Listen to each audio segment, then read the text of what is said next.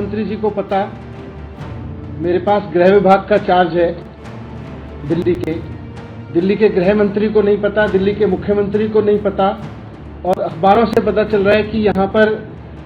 रोहिंग्याओं को फ्लैट्स देने की योजना चल रही है। मुझे भी आश्चर्य हुआ कि ये कैसे हो सकता है। मैंने नीचे ऑफिसर से पूछा तो पता चला कि कुछ मीटिंग्स हुई थी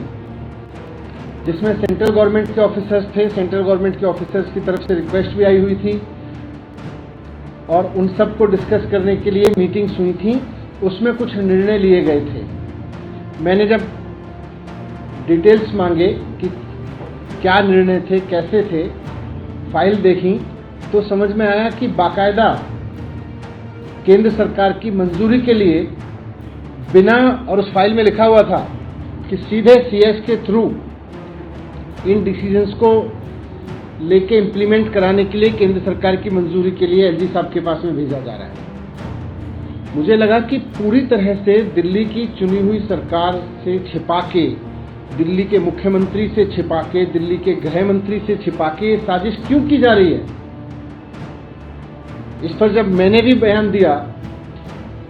अपना स्टेटमेंट दिया, तो उसके बाद केंद्र सरकार फिर थोड़ा बैकफुट पे आके केंद्रीय गृह मंत्रालय ने एक बयान जारी किया कि नहीं साहब, हमारा स्टैंड तो ये है। अब सवाल उठता है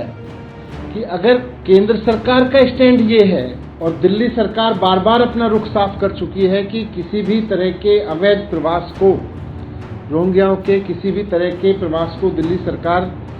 दिल्ली की सुरक्षा के लिए, देश की सुरक्षा के लिए खतरा मानती है, वैसे में उनको फ्लैट देने की किसी योजना का तो सवाल ही नहीं उठता।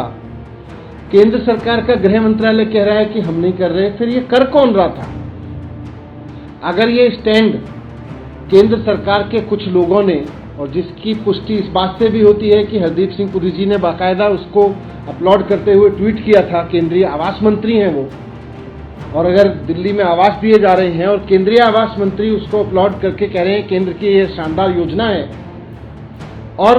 केंद्र सरकार के अफसर और दिल्ली सरकार के अफसर मीटिंग करके और दिल्ली पुलिस के ऑफिसर मीटिंग करके कुछ डिसीजन ले रहे हैं और फिर उनको बिना चुनी हुई सरकार को दिखाए एलजी के अप्रूवल के लिए भेज रहे हैं, तो फिर ये करा कौन रहा है? अगर केंद्र सरकार इसके खिलाफ है तो फिर कौन करा रहा है?